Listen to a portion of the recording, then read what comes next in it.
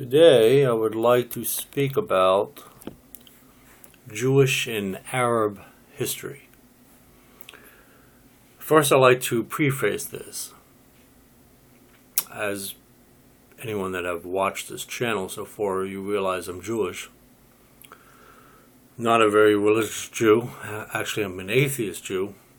I know that may confuse a lot of people. They'll be like, how can you be Jewish and atheist?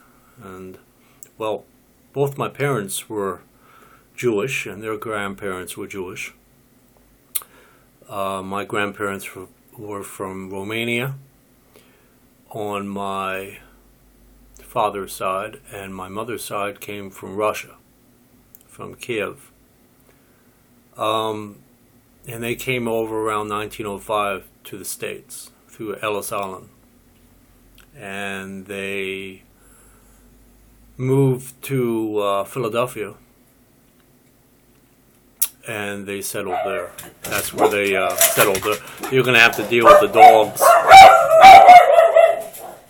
The dogs for a moment. I think they were barking at the garbage truck outside.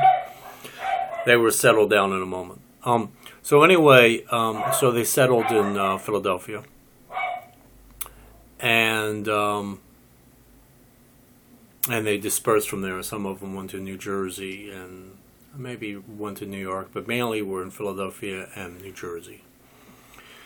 But I'd say majority of them stayed in Pennsylvania. Levittown they moved to eventually. Later on, my mother and father's brothers and sisters moved to like Levittown, Pennsylvania, and things like that. Eventually to Ardley, Pennsylvania, but mainly stayed in, I'd say 90% stayed in Pennsylvania, on the eastern part of Pennsylvania, like Philadelphia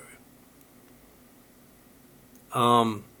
So that's just a little history there. And I never was raised religiously.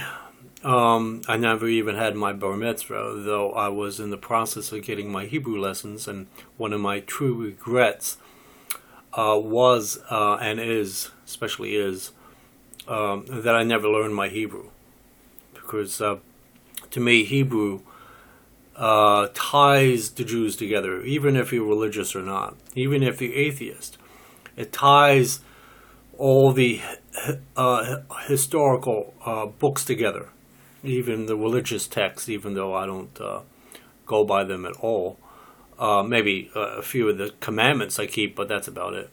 But that's just because most of our laws are based on these commandments and on Roman law and things like that. Anyway, so I was never raised as a religious Jew, though my mother always considered herself Reformed Jew, meaning she was pretty liberal-minded on a lot of issues. But I mean, she kept her holidays. I mean, I miss Jewish food. I mean, you can't find Jewish. I never buy Jewish food in a goy supermarket. I would never do that. I remember seeing gefilte fish in a jar in a supermarket, and I was like, are you freaking kidding me? The only way you're going to get a real Jewish food is from Jewish people, from the butcher. My mother used to, and my mother always went to the butcher throughout her entire life, till the day she died, to buy kosher chicken. I mean, she would not touch chicken. She did say once that Purdue chicken wasn't too bad, because I think they're corn-fed or something. But 99% of the time, she'd buy from the butcher. She'll buy her lamb chops from the butcher and stuff like that. I just want to give you an overview of who I am before I delve into the issue. And so, anyway, she kept Passover, Yom Kippur. She kept. She lit candles and all that stuff. I mean, I was never into that, but she was. My parents are born or buried in a Jewish cemetery. So is all my relatives. I don't think I'll wind up there. I'll probably be either cremated or I don't know, dissected for whatever I'm worth. Whoever gets my body is going to chop it up probably. I don't know, whatever. I don't know. So anyway, that's pretty much my past, and I was in the process of learning Hebrew, and I had a lot of problems at home, so I was distracted emotionally, and I never fulfilled those Hebrew lessons.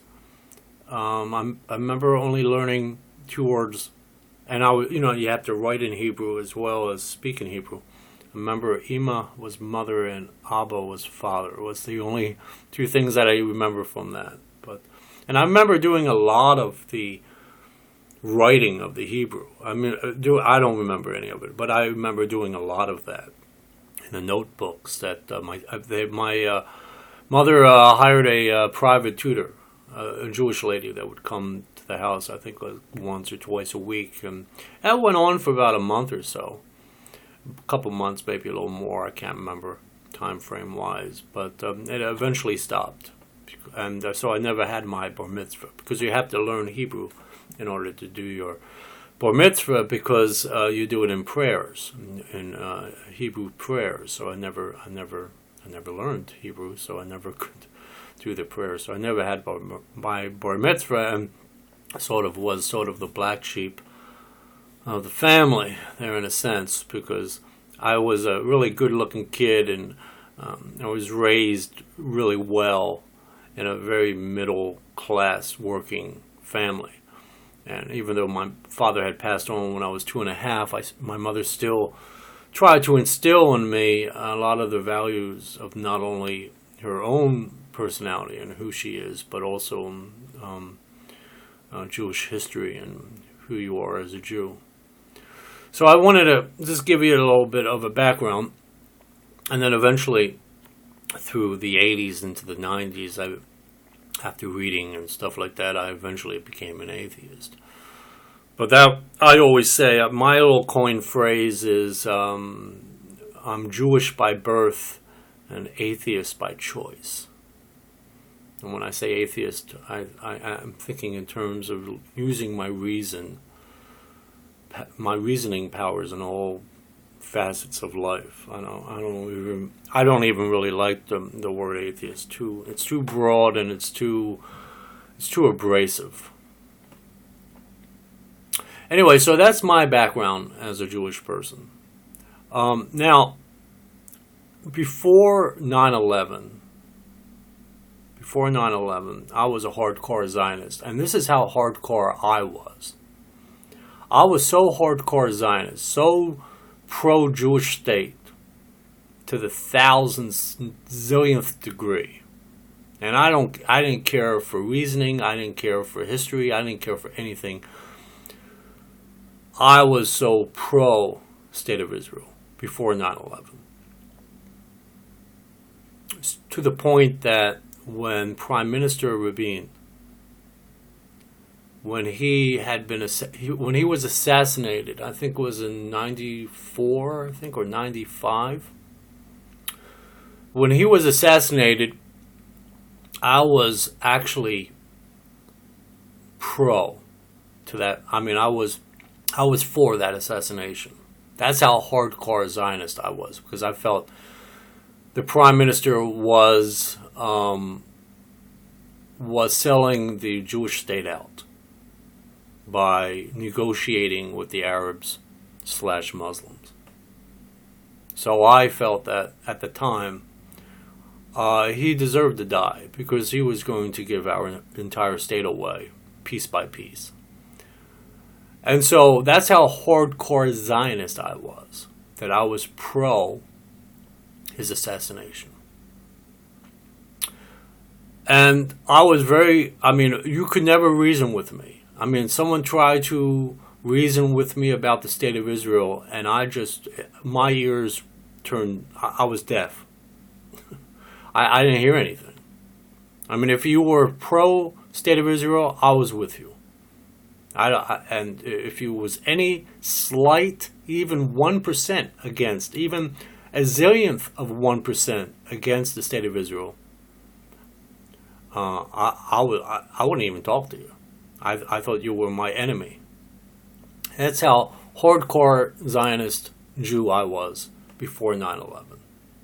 And then after 9/11, I still was hardcore Zionist, but I started reading about the Arab history. Now, I'm not going to get into the Muslim stuff. That's, to me, people can't distinguish between the Arab history and the Muslim history. To me, I know it's somewhat pretty much all smushed together with the Arabs and the Muslims. You know, Islam and Arab history is sort of all mushed together. Okay, but I'm going to stick with the Arabs because to me, that's really where it's at. As far as my subjective stance or my subjective opinion on it. So I started reading about the Arab history after 9/11. I was trying to figure out what's going on with bin Laden. Why would he do what he did? And if he did what he did, I don't know. So I started reading about him, and then I started reading about Arab history, which I was never taught as a child. I don't know if it was not the thing to tell your Jewish child or your Jewish teenager or Jewish young adult about the other side of the fence. Maybe it was just not the thing to do for a Jewish family to raise their kids like that, especially before 9/11. And so I started reading about the Arab history and about Arab history in that region of the state of Israel. I started reading that. Now I'm going to get into as brief as I can, of a history of the Arabs in that region. And then I'll get into the Jewish history. And then I'll bring it together. The Arab history, and I'm not really good at all on Arabic names, so I'm going to just try to spell them out if I can. I probably can't even spell them out. But anyway, because I don't know Arabic. I know maybe some phrases that I wrote down, but I can't remember. As I was doing my research, I wrote down phrases and stuff, but I don't remember them for the most part. I remember some curse words.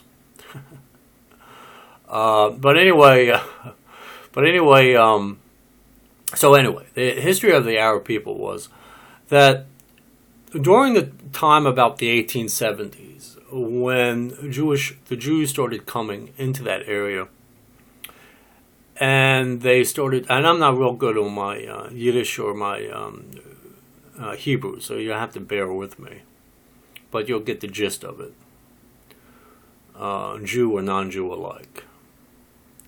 Anyway, I believe it's called kibbutz. Kibbutz. And so they had these settlements, or they had these communities, and they started migrating from Russia about the 1870s or so. And at that time, I'm going to use this sort of as a back note. At the time, in the 1870s, a lot of people don't want to face this fact or don't even know it, but at that time in the 1870s, actually the Rothschilds, were actually against it because they were, believe it or not, they were very religious people. They probably still are, I don't know. But at the time, they were highly religious. And they believed they should wait for the Mashiach, or they should wait for the Messiah to come down on earth in order to have the state of Israel, as it's prophesied in, hopefully I pronounced that right, as it's spoken about in Isaiah, in the book of Isaiah, in the Old Testament, in the Tanakh, or in the Hebrew Bible, Old Testament. So anyway, they were against it. At first, they were very much against any kind of thing being thrown around about a state for the Jewish people in the 1870s and even into the 1880s. And so they started migrating into that area, the Jewish people. Now at this time there were Jews living there, very religious Jews, maybe some more liberal-minded Jews, but for majority of them were very, very religious Jews that remained there since Abraham. I mean, there were Jews that remained in that area, meaning the Mesopotamia, I think it's called, or in that whole region of Damascus and all of that area that is known now as the State of Israel, or the West Bank and Gaza. At that time in the 1870s, 1880s, there were plenty, Jews, tens of thousands of Jews somewhere in there, that were very Orthodox Jews that remained there and never migrated outside of that area since Abraham. And they were very religious. Now you had other Jews that started coming from Russia and other parts of the world into that region, and that is because of suppression or oppression. And Jews have been throughout history, and this is one of the things that ties the Jewish people together, is our history. And regardless of I'm atheist or not, we have the same history. And as a back note, before I get into the 1870s, 1880s, 1890s, before I get into Theodore Herzl and all that, I like to say that, there was about a couple months ago, I put myself through this. It was terrible what I put myself through, but it was for about a month or two. I have Netflix, and I watched all the Nazi movies that I could find on Netflix. And I ended on the last one. It was called The Decent One. And it was like the second guy in charge of the Nazi regime. And I decided to shut the sound off and just watch it. It was a black and white film for about an hour and a half or so. And I just watched it with no sound. And between that and all the other movies that I had watched, the documentaries and stuff like that, I tell you, I never want to see ever again in my entire life another film about Hitler's regime. That is just the images that I have impressed onto my brain or into my mind it's no words to describe it. Some of those images were just how you could do that to another human being, let alone a Jewish person, I have no idea. How they were able to turn off any humanity, regardless if they were under order or not. Even still, how you could do the things they did to the Jews. I mean, not just the extermination camps and stuff like that. I'm talking about the work camps. I'm talking about, all of Hitler's bombers, his planes, his ships and all this, his bunkers and everything were built by, the majority were built by Jews. And in horrific circumstances. Amazing how some of those Jews survived. The odds of it are incalculable. How there were a percentage of Jews, a very low percentage of Jews that actually survived those work camps. It just it just blows my mind. It's hard for me to explain. I don't even like to go there. But I wanted to use that as a reference to why a lot of the Jews left different areas of the world because of certain things that happened to them. Maybe not as horrific of what Hitler had done, but still a lot of ghettos and a lot of suppression. They were, people think Jews always had money. Well, there were, majority of the Jews around the world were suppressed. They were put in ghettos, so to speak. They were put in areas of the country that they could only work with a work permit. They were, there was like quote unquote martial law, meaning they had curfews. They had only certain places they could go to. The blacks think they had it bad. Believe me, the Jewish people had it really bad for many years, tens of years, decades, centuries. I mean, the blacks have had it, well, when they were slaves from the 1600s. Maybe in certain other parts of the world they had it somewhat bad too, but mainly it started from the 1600s. The Jews had it for over 1,000 years or more. They even dated back to Egypt when they were slaves. So anyway, I just wanted to sort of explain what the Jewish people, why they were migrating to that area because of these certain reasons. So they were migrating and they started to settle in that region, Damascus, Arab lands, so to speak. The Arabs permitted the Orthodox Jews, or the very religious Jews, even the religious Jews, to live there amongst themselves, Arab/Muslims. At that time, they pretty much got along. They were still sort of put in. They had certain areas that they remained in, so to speak, but they were at least able to practice their religion and live their lives out to a pretty good degree without having any kind of serious problems. So then, as time goes by, there was this guy named, I think his last name was Birnbaum. I'm not really sure. Don't hold me to that. But he started coming up with this idea in about the 1870s. This is before Theodor Herzl.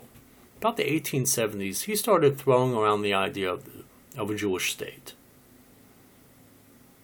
Just threw it around. It wasn't, and no one took it serious, really. He just, in his circles that he hung around in, social circles, and they started. No, he threw the idea of the Jewish state around, but no one really paid attention to that because they were mainly Orthodox Jews or religious Jews that were waiting for the Messiah or the Mashiach. There was, why have a state of Israel? Why have it someday when he comes back? So that was thrown out there, but no one took it serious. And then in the 1890s, and I'm going to get, this is a little of the Jewish history, but I'm going to get into the Arab history, really, and then I'll get into the Jewish history. But anyway, I just want to begin it with where the Jews sort of come into the picture during this time period. And then in the 1890s, you had the Alfred Dreyfus trial, which was a Jewish lieutenant, I think, or some army official that was defamed, and he was charged with some kind of crime, and it was mainly because he was Jewish. And that's when Theodor Herzl started to step into picture, and he came up with this whole concept of the Jewish state. I still have the pamphlet of I believe it's a 1904. It's a little pamphlet I have. It's about 30 pages long. It's an original print too. It's an original print. It's the real deal. But he talks about the Jewish state, and that's when the whole concept of the Jewish state started to take off. And I'll get into that when I get into the Jewish history. So anyway, so that's a little bit of where the Jews start to come into the picture there. Now, the Arab history. The Arabs have been in that land for a very long time. Actually, the Arabs are in the latter books in the Hebrew Old Testament, in the Tanakh. There's Arabs. I think his name's Goshem. I don't know. Don't hold me to that. Goshem. No, I'm probably wrong. Anyway, there are Arabs actually mentioned in the Old Testament. And let me just say, even though I don't believe in religion and God and all this stuff, there is a lot of history to these books. And that's the reason why I like to have learned Hebrew. I could still learn it probably, but it takes me a long time. Hebrew is a very difficult language. But anyway,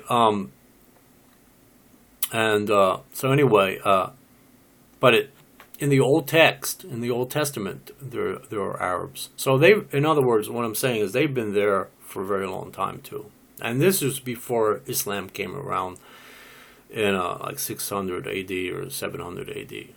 So the Arabs existed with their own precepts and concepts and religious ideas even before Islam came along. They were in the region for a very long time. So in the 1890s, of course, that whole area was ruled under the Ottoman Turkish Empire. The Ottoman Turks, they were Muslims, and they pretty much took over a lot of. They were almost into Europe. They took over a lot of land in that whole region in Europe, in the Arabic states, meaning Macedonia, all the way down into northern Africa. They had a lot of land that they conquered.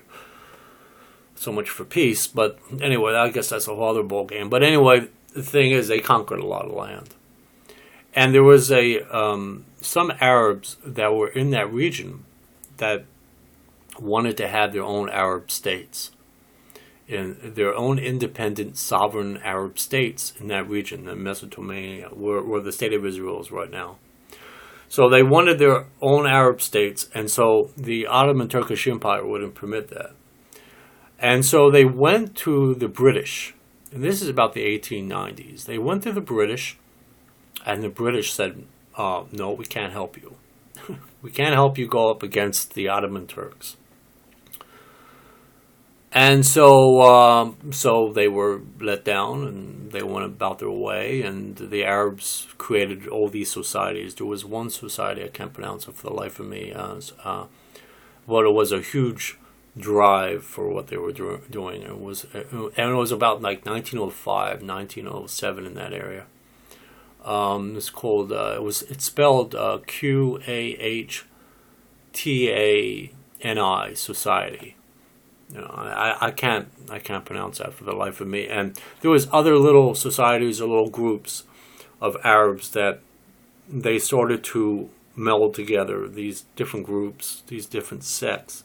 And eventually they started to have a voice for an independent statehood, or independent Arab states in that region. And also, as I was saying, on the backdrop there, you had also the Zionist movement going on. Okay, so you had Theodore Herzl and his World Zionist Organization. They were always meeting and doing their stuff. So then World War I comes along.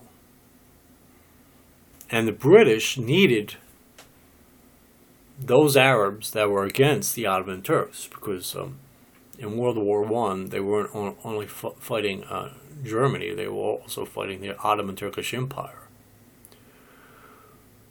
And we could get into that history as to why the British were doing all that stuff as well. We can get into world history if you want to, but that's for another video. There were a lot of forces outside of what was going on. It wasn't just about the Arabs. There were a lot of other things that were going on.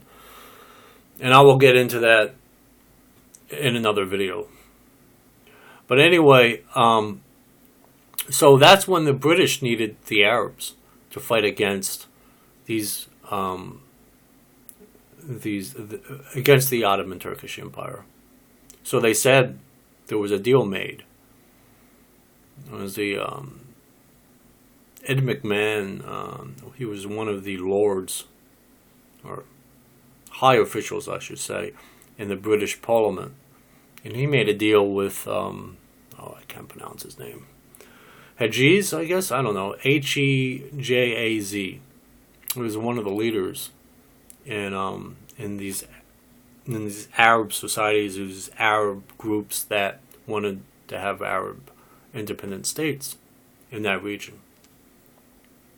And also during that time, also the Jews were trying to get a Jewish state, as Theodore Herzl said in his pamphlet, The Jewish State. So the British said, okay, yeah, great, okay, we'll make a deal with you. We'll give you Damascus, we'll give you Arab independent statehoods, not only religious rights, but political rights, because that's really what they wanted, was the political rights.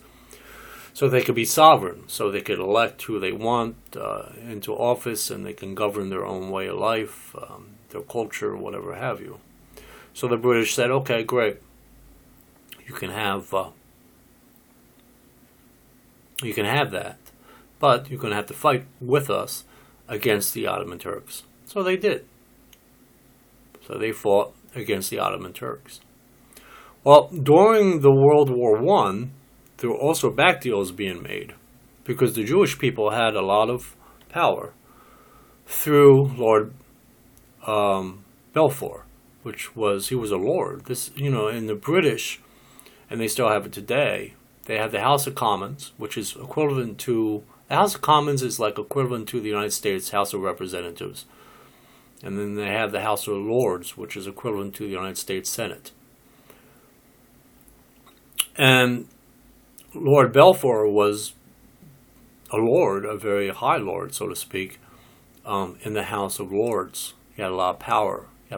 He could persuade a lot of people to vote along with him. So the Jewish people were backing Lord Balfour to have their Jewish state. And during that time, it was about I can't remember the date exactly, but it was like 1917 or 1918, around in that period, there was a thing called Sykes-Picot Agreement.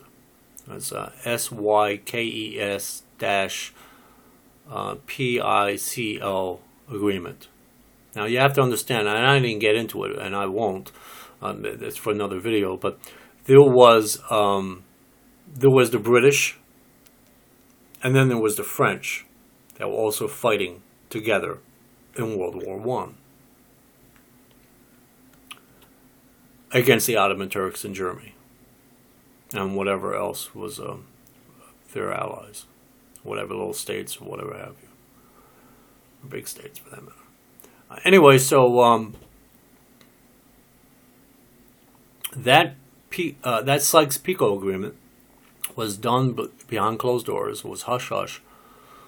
And what it did was it reneged on the Ed McMahon agreement with the Arabs.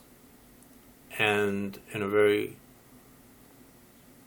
subtle and very slick way, they turned their backs to the Arabs. And they, especially through Lord Balfour, who was Jewish, by the way. Of course, people probably know that. They decided to back the Sykes-Picot agreement rather than the Ed McMahon agreement. But the Arabs didn't really know that until much later, almost to the end of the war. And so at the end of the war, it was about 1921 or so, they had the Palestine Mandate Agreement. And what that did was, it pretty much reneged on the idea of the Arab statehood. And what happened was the French, who won the war, and British, who won the war, meaning World War I, decided to splice up that whole area according to their own dictates and the powers that be. And one of the powers that be was Lord Balfour, who had a lot of power in the British Parliament. And they pretty much turned their backs to the Arabs as far as their political rights were concerned, as far as sovereign states, and but gave them their religious rights, which they could practice their religion, but they wanted more than that. They wanted political rights. They wanted to be able to vote in who they wanted to elected officials, or have their own laws, have their own rules, regulations, like any society or any country would have. They wanted a sovereign, independent statehoods, especially in Damascus. They wanted Damascus as their capital. But because of the things that were going on with the Sykes-Picot Agreement and the deals that were made with the Jews during that time, in the Palestine Mandate Agreement, which I read many years ago, I can't remember for the life of me all of the stuff that's in there, but what it basically did was it said this: The Arabs will have religious rights, but they won't have political rights. The Jews will have a Jewish homeland, possibly. And what it did was, in very extremely subtle terms, in a very gray area, they gave the Jewish people religious rights and sort of just opened the door, just slightly, ever so slightly, it was extremely slightly, for the Jewish people to have political rights. And that's when the problem started. That's when the problem started between the Jews and the Arabs. When that door was just, it was open, smaller than a hairline, smaller than a piece of hair. That's how a little, but it just opened just enough to incite the shit out of the Arabs, pissed them off, because they're like, wait, hold it here. Okay, we don't get political rights, we get religious rights. The Jews get religious rights. As far as political rights, there's a possibility, because like I always said in my other videos, anything is possible, but is improbable. But there is that possibility that they could get, the Jewish people could get political rights in that region. And that fucking pissed the shit out of the Arabs. And ever since then, that's where you get the history of the Arabs being, what they're doing now in Iraq and all that bullshit, and in the West Bank and Gaza, and with the Hezbollah and fucking what the hell was the other one, Hamas, and all these characters. I mean, these guys are still fighting because of where it began at. And what they did was, between the British and the French, in order to try to appease the Arabs back in the early 1920s, they gave their leader, Hajj, I guess it's how you pronounce it, Hejaz, they gave him what is known as now Iraq. They gave him Baghdad to shut him up. They said, here, you can have this piece of land, rule over that. I mean, we'll look over you, but you can have that, to try to shut him up. And so that's what they did. But anyway, that's pretty much the history of the Arabs. And then through the white papers, British white papers, what it did was these white papers were like passports in a way. They were like a lot of Jews from around the world were starting to migrate to that area known as quote-unquote Palestine, because that's what the British called that area Palestine. It has nothing to do with Palestinians. It's just a name that they derived from the Romans back in when they had that region. They had called that Philistinia. No, maybe it's Palestini.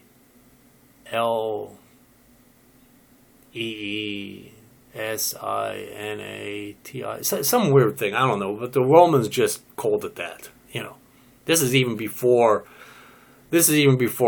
Islam came about. And there were some Arabs in that region, but I mean, it has nothing to do with Arabs or anything. It's just a name, like you name your dog Henry. It doesn't matter. It doesn't matter. But anyway, the British decided to name that area Palestine. So all these Jews started to migrate from different parts of the world, especially Russia, where they were highly suppressed there. And they, through an influx, through a period of time there from about, early 1920s until World War II, tens of thousands of Jews migrated into that area through these white papers, which were basically like permission papers to allow these Jews into this area. So it brought the population up for the Jews in that region, even though still it was mainly Arabs in that region. And so that went on for a period of time, and a lot of fights, a lot of not war, but a lot of fights, a lot of bloodshed during that period of time between the Arabs and the Jews. And then, of course, World War II comes along, and then, I'm not really getting into the Nazi stuff because that's difficult for me as a Jewish person, but they went through a whole process there, and that after World War, sort of moving way ahead. After World War II, you had the United Nations, which I'll get into all that in another video. United Nations, League of Nations, where all that came from. But anyway, you had the United Nations. And the people that were in charge were pretty much the United States, China, Britain, France. There was another one. I forgot. There's 5 of them that were like the big shots. The big shots of British, United States, French, China. God, there's another one. And I think it's Russia. Yeah, Russia. That's it. Yeah. Wow. Sorry, Russia. I'm sorry about that. Anyway, so it's Russia, United States, British, French, and China pretty much rule the world.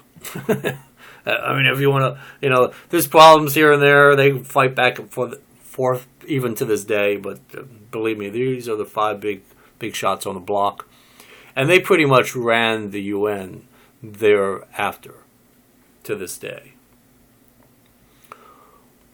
And so, in other words, the possibilities of United States and Russia literally going to war with each other is pretty nil.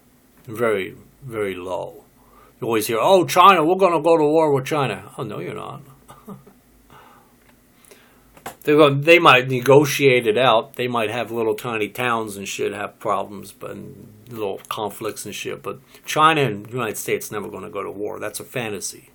That just makes good drama, sells papers, books, stuff like that. Anyway, these are the 5 big dogs. And what they did was, through the UN Security Council, and through the other countries, a lot of them voted against it, but a lot of them didn't.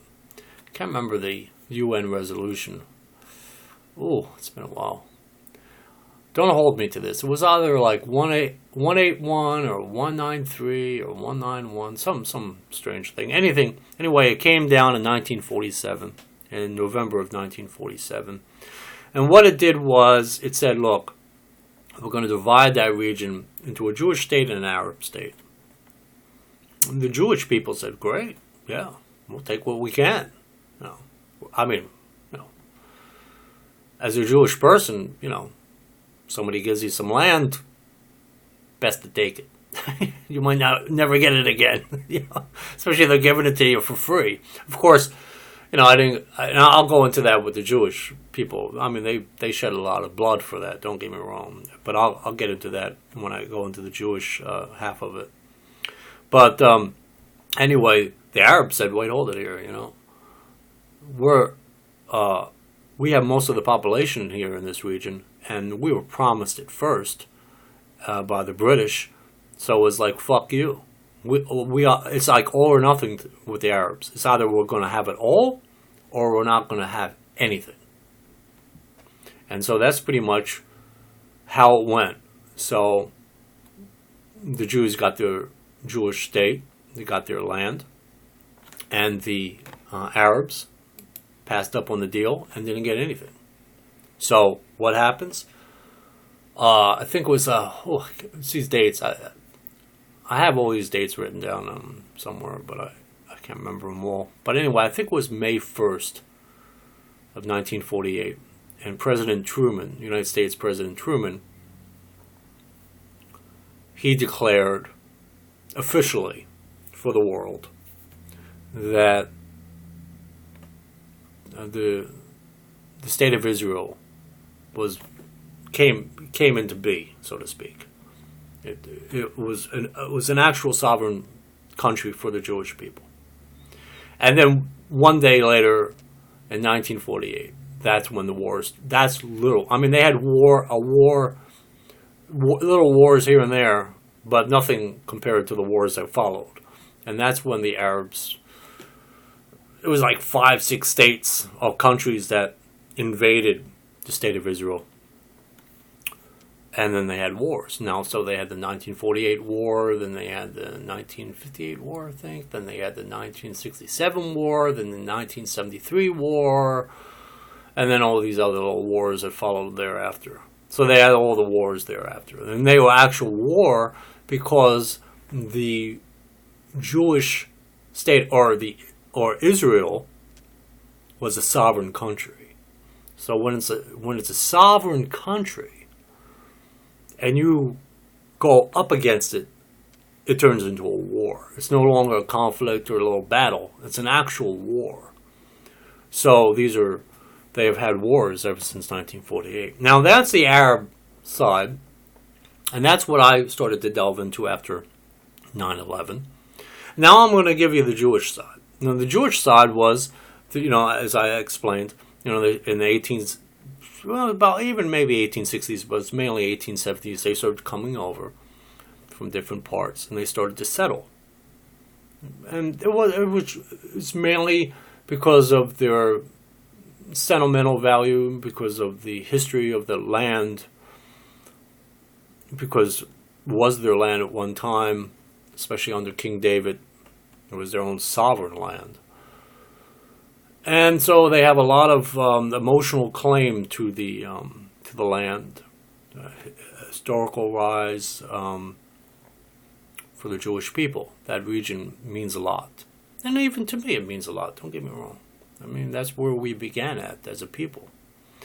So they migrated there, and then about the Alfred Dreyfus trial in the 1890s made Theodore Herzl think, well, wait, hold it here, all this crap is going on. And he came up with this theory, and that is, instead of having right before might, and it's in his Jewish State pamphlet, he discusses it in depth, in 30 pages or so, but it's very much in depth.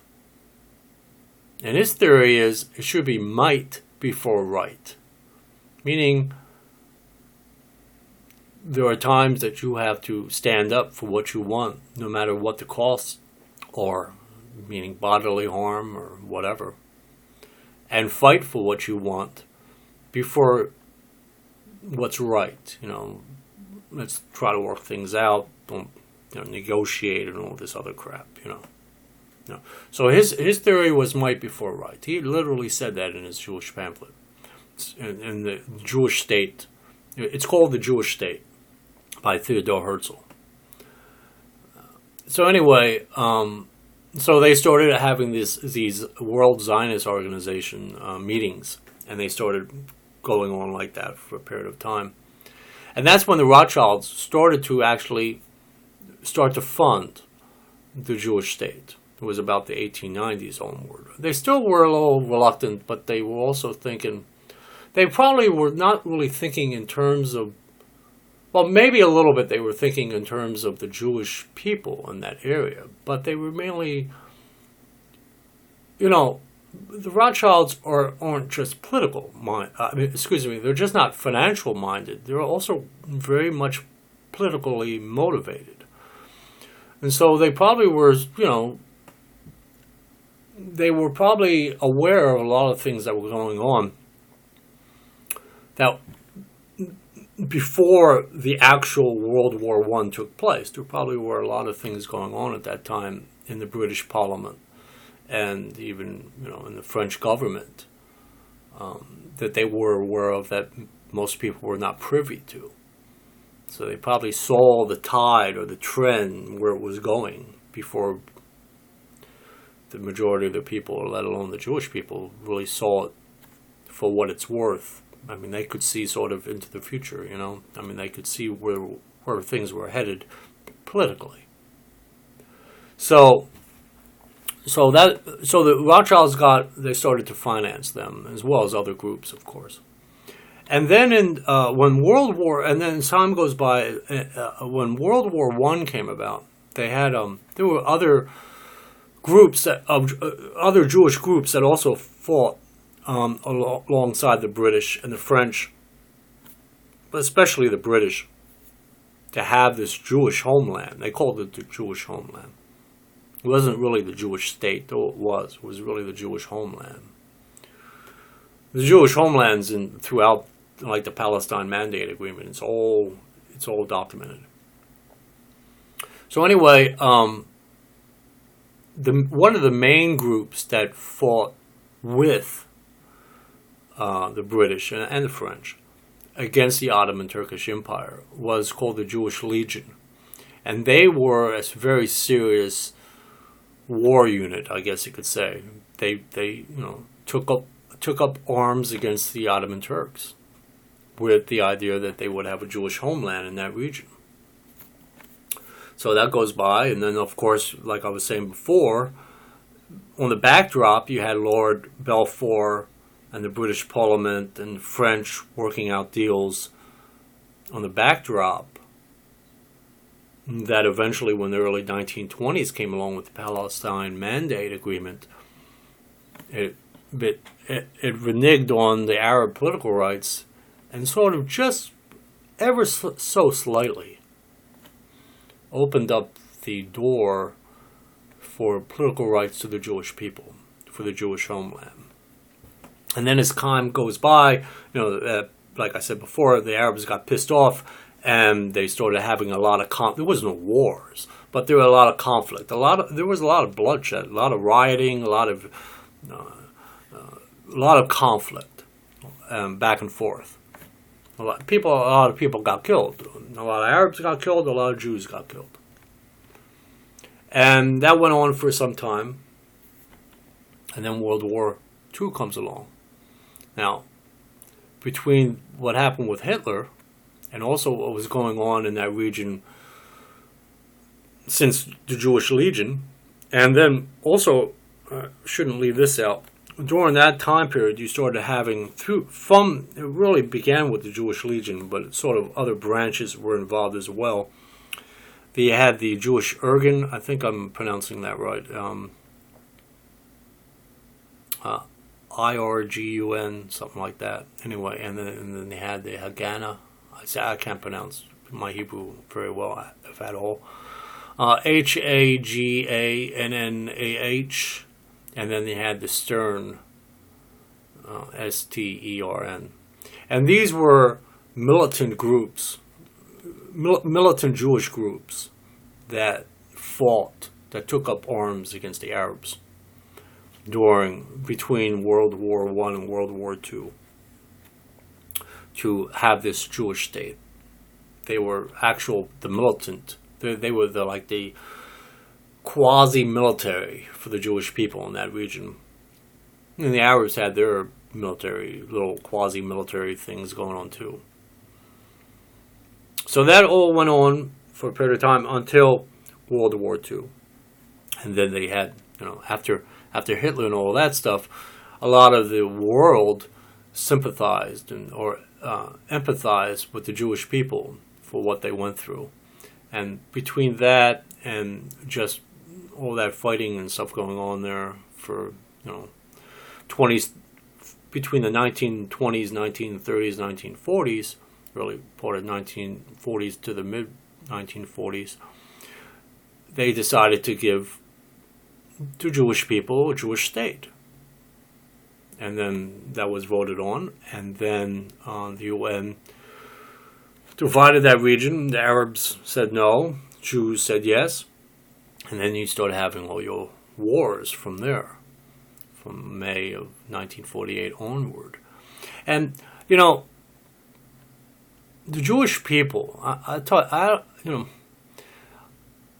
the Jewish mentality, I should say, were, and a lot of people, the non-Jews will probably disagree with this, or maybe they won't, I don't know. But the Jewish mentality, we tend to not bother anyone. Personally, I don't like to be bothered by anyone. But anyway, we pretty much keep to ourselves. I mean, we help out, and the world, and we try to anyway. And we try to do good for people and stuff like that. But for the most part, we pretty much stick together. I'm gonna sort of give you a perfect example. There's this new guy on the block. His name is Bernie Sanders. And he's running for United States president just Thursday. He's officially made it known that he's running for United States president. Just like Lieberman was going to be vice president to Albert Gore or Al Gore back in what was that 19? God, can't remember. No, in 2000. Excuse me, in 2000. So anyway, so Bernie Sanders, and I read about him a little bit, and he seems like a really cool guy. I mean, he's a real Jewish guy. I mean, I like this guy. I really do. I wish him the best. I really do. I mean, I think he's a great guy. He's a real Jewish kid. I mean, I love this guy. I know where he's coming from, and he's great. I mean, and not only that, can you imagine having a president named Bernie? Hey, Bernie, it's just the way, is probably his real name, Bernard, but Bernie, Bernie Sanders, so Jewish. I mean, it touches my heart. Believe me, it does. I really like this guy. I love him. He's a really good Jewish kid to me. Even though he's older than I am, he's still to me. He's like someone I could hang around with. He seems like a really cool guy, and he's a religious Jew, by the way. But I still get along with him. I would still be able to get along with him. But why I say this, even though I wish him the best and I hope he gets it, I'll tell you, in reality, no one. You think Obama had it bad as a black guy? No one's going to vote. When it comes down to it, I mean, Bernie might have the greatest ideas for America. He might really take America and do well with America, but in the long run, when it comes down to vote, they're never ever going to let a Jewish president become. There will never be a president as a Jew, and that sort of goes to the other thing. Oh, Jews are so powerful; they get anything. They run the world. Well, if they ran the world, Bernie Sanders would become president. If they ran the world, believe me. So they don't really run the world. I mean, they have their hands on a lot of things, but they don't run the world. I mean, if elections were really rigged, believe me, Bernie Sanders would become president. But it tells you, I mean, there's some rigging, but there's not a lot. Not as much as you think. And so Bernie, even though I wish him the best, and I would love to have a Jewish president. That would be so fucking awesome, man. That would be the bomb. That would be the fucking bomb. That would be so fucking, that would be beautiful. That would really be beautiful. It really would be. I would love that. And I hardly even vote, but I'll tell you something, I'd vote for him. If he could make it to that point. But I know my vote, all the Jewish people would vote for the guy. I don't even care. They're not going to tell you. Even the most conservative Jew will eventually vote for him. And that goes to what I was saying. We all stick together pretty much, okay? Even though we're like, this guy, he's pro-choice, which, by the way, I'm pro-choice. And I'm Republican, though I don't really like to be put into that category because I'm pro-choice. If you want to have an abortion, that's your privacy. It has nothing to do with me. So I'm sort of like, I'm not a real ultra-conservative Republican, though. This is getting into something else anyway. But anyway, it depends on the issue. But I'm pretty liberal on other things. But anyway, the point is I would vote for Bernie. I mean, he'd be great. He'd be fucking awesome. But they're never going to let a Jewish guy become president, or a girl for that matter. Actually, Hillary Clinton has a better chance as a woman to become president than Bernie has as a chance as a Jew. Never going to happen. Not ever in the history of all of the United States. I don't ever see. He could maybe become a Jewish vice president, but that's about it. And maybe if Hillary got the ticket, then Bernie could be vice president. That'd be a bomb. That'd be a great fucking ticket. But I don't know if I would vote for Hillary, though she's a little too communist for me. But anyway, I'd still put my both thumbs up for Bernie as vice president. I mean, he'd be great. I mean, So anyway, my point is that Jewish people stick together, and when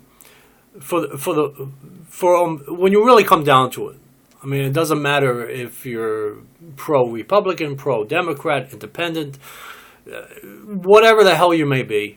When you really come down to it, especially when it comes down to life and death, all Jews stick together. I don't care. You could be atheist, non-atheist, religious, not religious. Like Bernie Madoff. I mean, he fucked up, okay? But he's still Jewish. And he was sort of smart in the end because he kept quiet. Went away quietly. That's a Jew. That's a Jew. So my hat's off to Bernie Madoff for that. For being just Jewish. Just quiet down, walk away. Live the rest of your life out in prison for all the shit you did. Not only against the Goyim, but also what you did to the Jewish investors. And believe me, he has a lot of guilt over that. He's not going to tell you that, but believe me, any Jew knows that. That's the reason why he's in prison right now. Because it was in Jewish investors, believe me. Because they're saying, okay, all right, just go away. Thanks a lot. Now that's a Jew for you. But even though Bernie Madoff does some shit, he's still Jewish. And he was smart enough to know, okay, enough's enough. I'm going to walk away from this. Go to prison for the rest of my life. Die in prison. So that's that.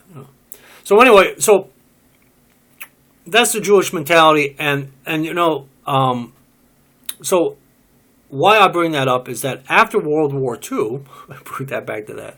How do you bring that back to after World War II? Well, it's easy, and that is because of the Jewish mentality. When they, since King David's time, I mean, when they went to war against the Arabs in that region after World War II, the reason why they won all these wars, because intelligently, they're better at strategy. I hate to say that. It sounds like I'm being cocky now, but it's true.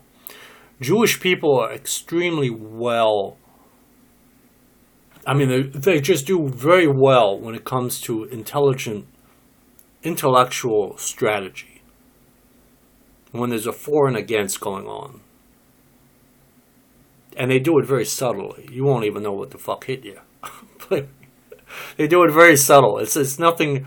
It's not like it's not like the blacks. The blacks are going to go out there and riot and march and protest and have Al Sharpton in front of the line and Jesse Jackson on the microphone and all this bullshit going on. Jewish people do it quieter, smarter, more intelligent. Not that I'm not saying blacks aren't intelligent, they are. They just shouldn't be acting like fucking morons going out into the street and burning buildings down and all this other bullshit, You're just going to hurt yourself in the long run. Especially individually, whoever burned the buildings down, you're going to go to, and they will find you, you're going to go to jail for a long while. But anyway, the point is the Jewish people are more subtle. They observe and they put things together, and so when they had the wars after World War II, they had not only their own intelligence, but they had the British intelligence, they had the French intelligence, and all together, even though they shed their own blood to have the Jewish state remain as it is,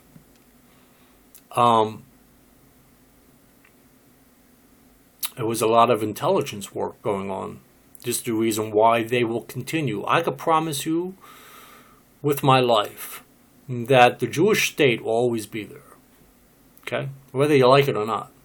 The Jewish state will always be there. And like I said in the other video, and so anyway, with all that history of the Arab side and the Jewish side, up to now, what does that do for me, or not do for me, but what does that mean to me? Like I said, before 9/11, I was hardcore Zionist. I was extremely, extremely pro-Israel. They could never do no wrong. Doesn't matter. Period. End of story.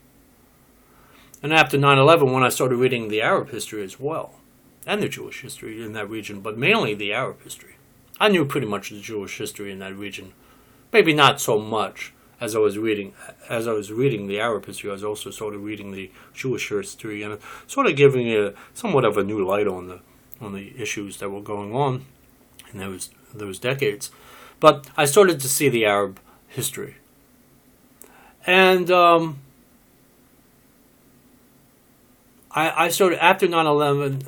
It took me a period of time, but it was probably about the late 90s, about 96, 97, 98, in that period of time. And that's when I came up with the coined phrase of 51% for Israel and 49% against it. And when I say 49% against it, it's only because of the misgivings of, and it's more of a personal thing, you know, because the Arabs had a stake in it too, and they sort of got fucked up over it. You know, they got fucked in the ass, literally. You know, I'll make this... no one over 18 can watch this video. But anyway, the point is, I'll enable age restriction, as I do on most of my videos, because I curse, and you know, I deal with very serious issues. So, you know, a child shouldn't be watching my videos. Anyway, so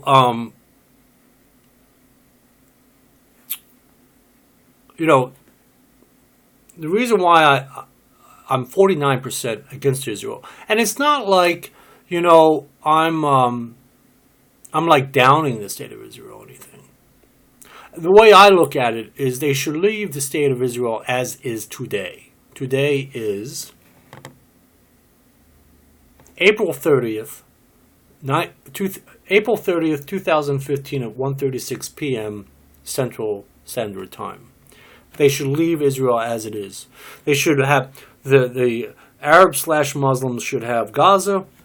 They should have the West Bank, and the rest of the land in that region should be for the Jews. That's where I stand at. And just leave it alone. Just leave it alone. You know, there's plenty of land for you to build your shit. You get the Gaza. You know, the Gaza. The Arab/Muslims in the Gaza Strip have the sea. I mean, they have the ocean. You know, they could do all kinds of stuff with that. You know, they can have negotiations with Egypt and Syria and build up their infrastructure and make it really into a great piece of land. You know, same with the West Bank. There's no reason to have wars and conflicts and all this other shit that's going on there. Because, like I was saying, you will never get the Jewish people out of that area. They're gonna do some serious shit before you do. And with the Jewish intelligence, I mean, forget about it. You're living on a different planet with a different language, because apparently the Arab/Muslims in that region do not get it. They don't get it. That the Jewish people will always be in that region, and because they will fight, and they will win these wars because of the British and the French, and mainly because of their own intelligence through the Mossad or whatever have you, through the IDF, the Israeli Defense Force. I mean, there are some serious fucking thinkers in there. They research shit like you wouldn't believe. They have it strategically. I mean, I'm not privy to any of this, but just thinking as a Jew, they have this shit figured out for at least another 10, 20 years, where all the pieces fit together. And if Iran does this, or Hezbollah does this, or Syria does this, they know exactly how to react. They got that shit figured out already. They have that shit into 10, 20 years from now. You know, they have it all figured out. They have all the game plans, all the strategy, all figured out already. Believe me, they do. Because they're Jewish. That's how a Jew thinks. We don't think in terms of, what do I get out of it right today? No, you think in terms of your options, the alternatives. You think of the much bigger picture. What you can live with, what you can't live with. You know. It's just a Jewish person. And, you know, when they got that little bit of land in 1947 through the UN, they're not going to let go of it. They won't. And they'll always win these wars. It's just the way it is. And I have a feeling maybe the Arabs sort of knew that then. Because they probably said, oh, shit. Now the Jews got the land. We're never going to get this shit away from them. I'm telling you, we got problems now. Because the Jews have been doing this for a very long time, since, King David. No, they didn't have wars throughout the world because they were living in seclusion and stuff like that. But under King David, that was a sovereign state. King David had a sovereign state. The state of Israel today, modern day state of Israel, is a sovereign state. It empowers it to defend itself, just like King David defended his state, so to speak. The same thing. That's what sovereign state means. You can defend it. You have political rights, whatever. And I also like to say, there are Arabs in Israel that in the cannot pronounce this other word, Knesset, Knesset. It's like United States Congress. They have Arab parties that can, even though they're the minority, they could still, for their communities, for their little areas of land that they own in Israel,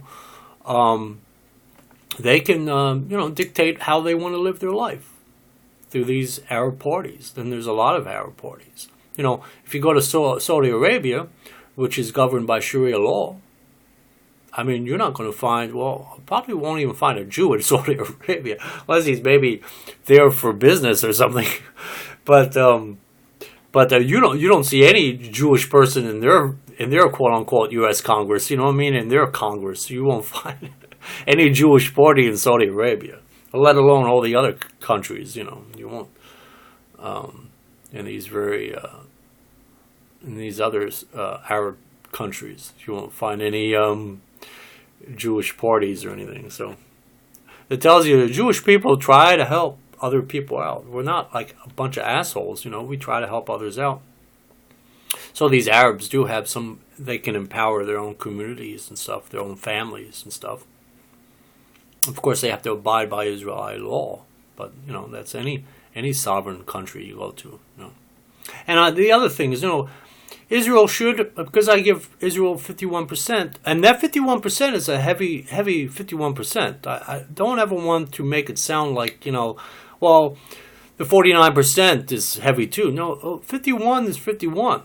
51 is like a controlling interest in a bank. You know what I mean? It's a lot of weight, 51%. And so,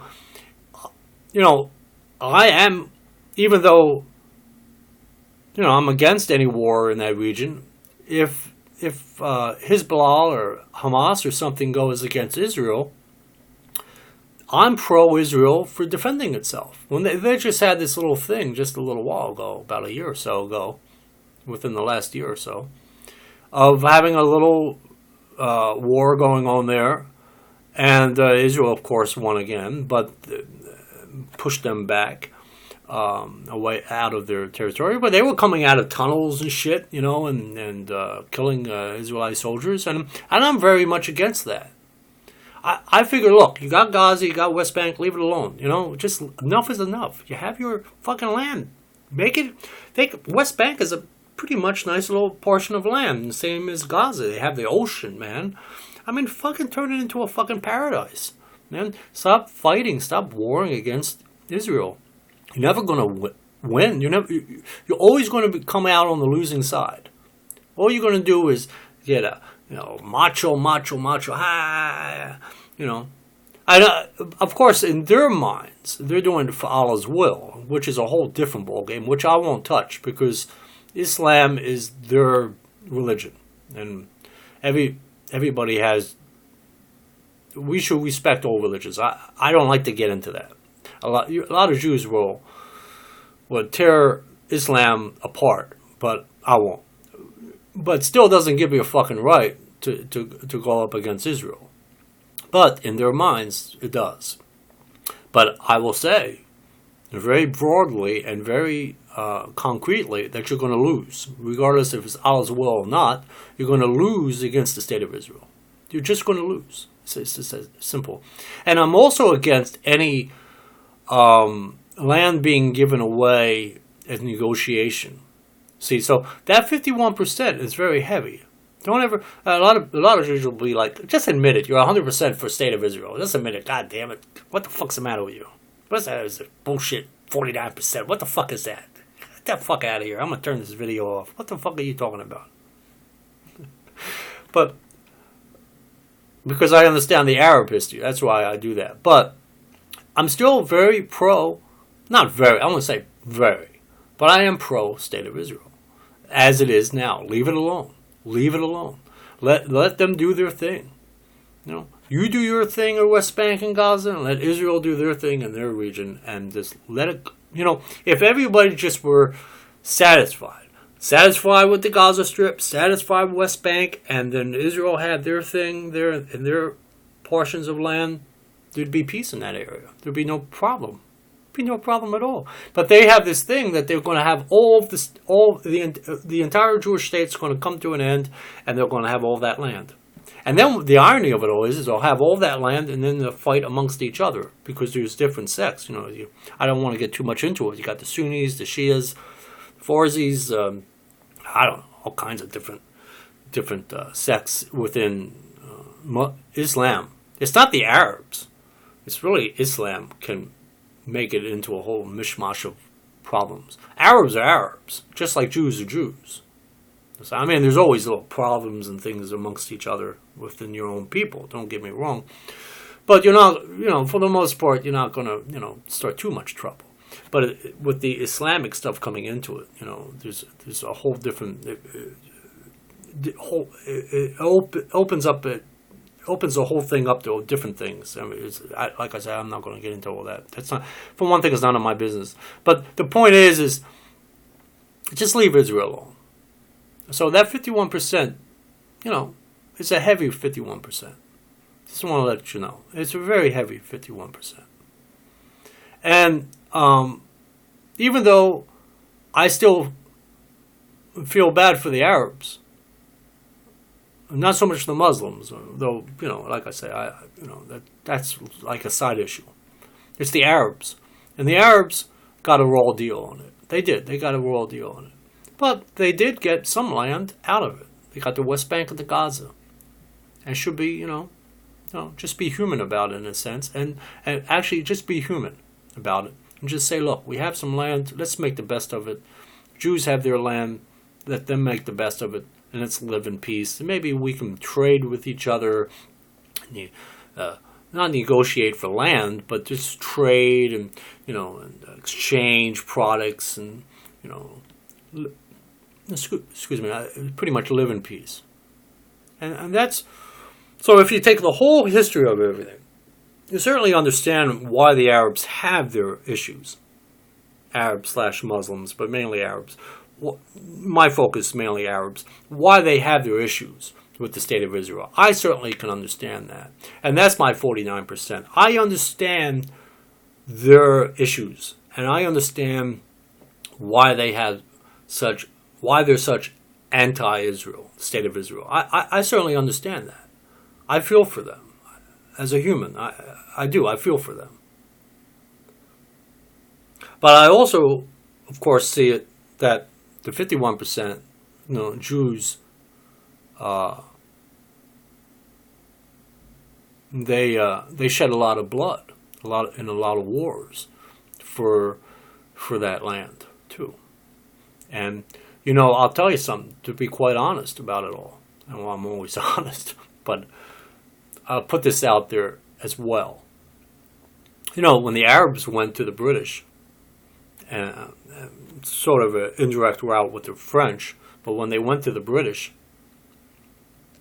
they were promised these Arab states. And when the Jewish people went to the British, and sort of on the sidelines, the French as well, they also were promised, well, we'll work it out so you have a Jewish homeland with political rights as well as your religious rights.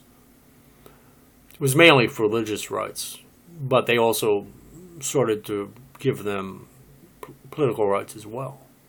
So if you have anyone to blame, don't blame the Jews, because the Jews were looking out for themselves, the Arabs were looking out for themselves. If you want to blame anyone, blame the fucking British.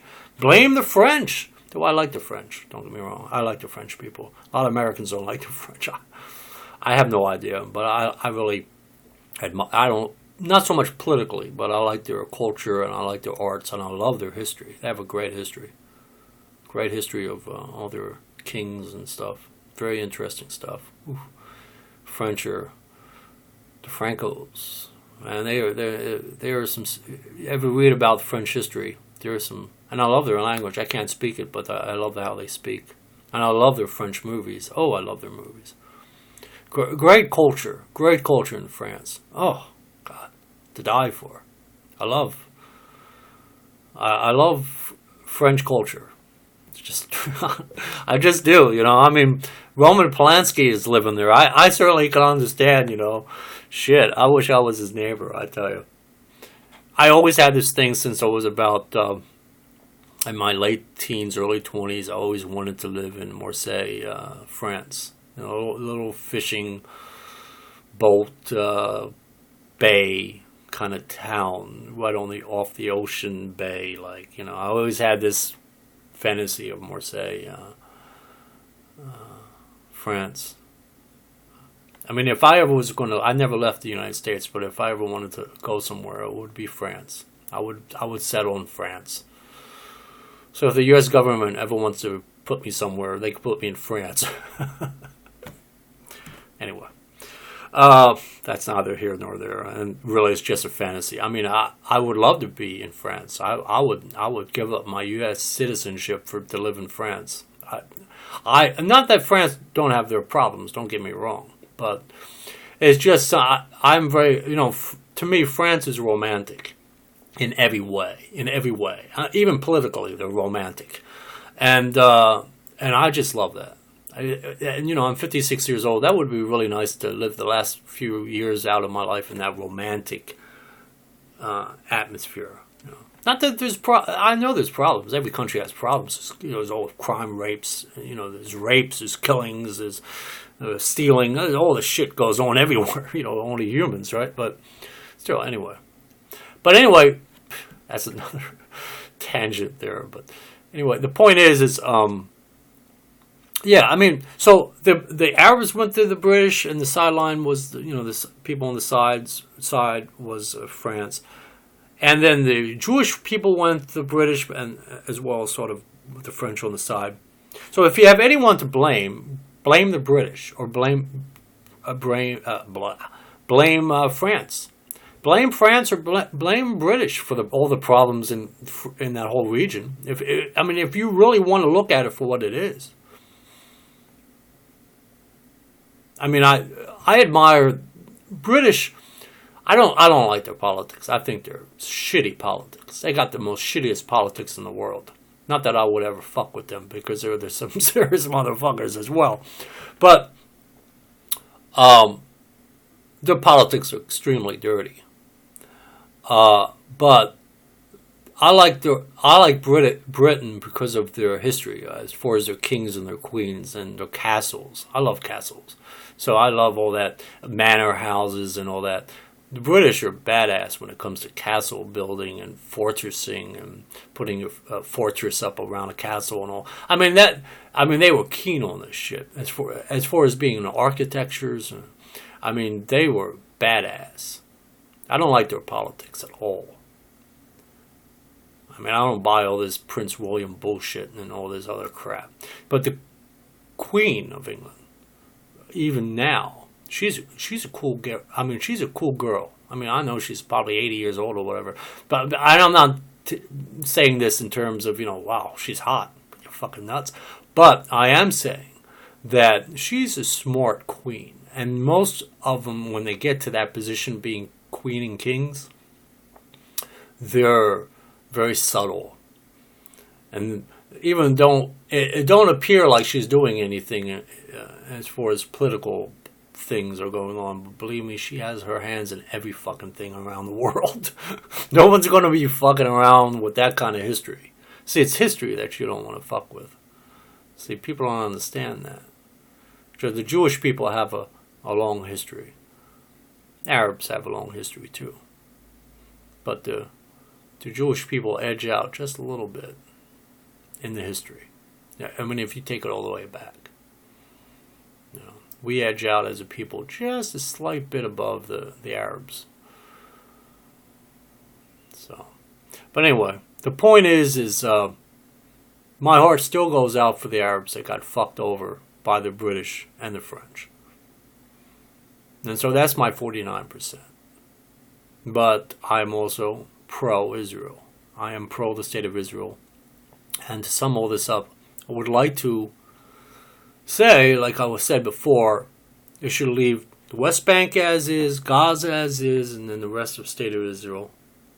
And the rest, or is the state of Israel in that region. And leave it as is.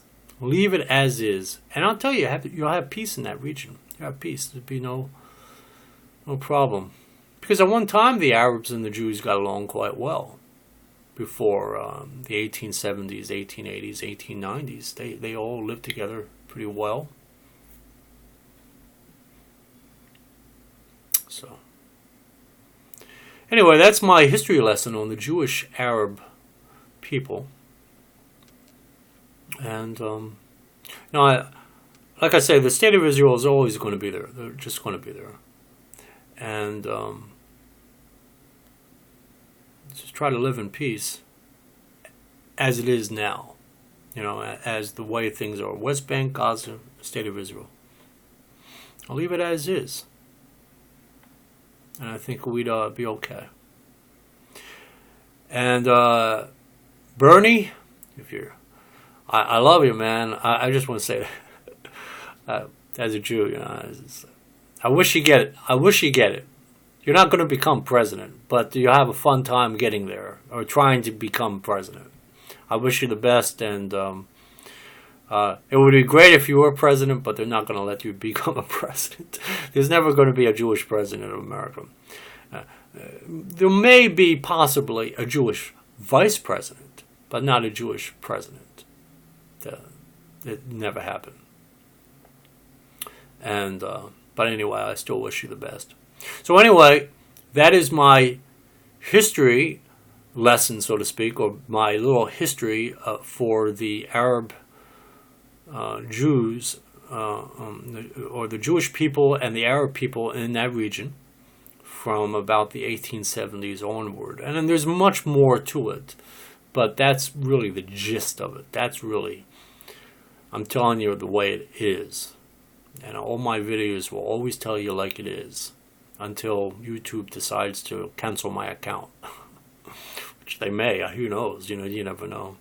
I think Google tries to do, when I say Google, of course it's YouTube, but it's Google. I mean, Google is an extremely powerful company. And they're like Amazon, and I shop at Amazon. They're very, very, eBay I shop at. They're very powerful companies, very powerful. And they have a lot of, their hands are in a lot of people's pockets, and their hands are in a lot of deals that are made behind closed doors that you and I will never be privy to.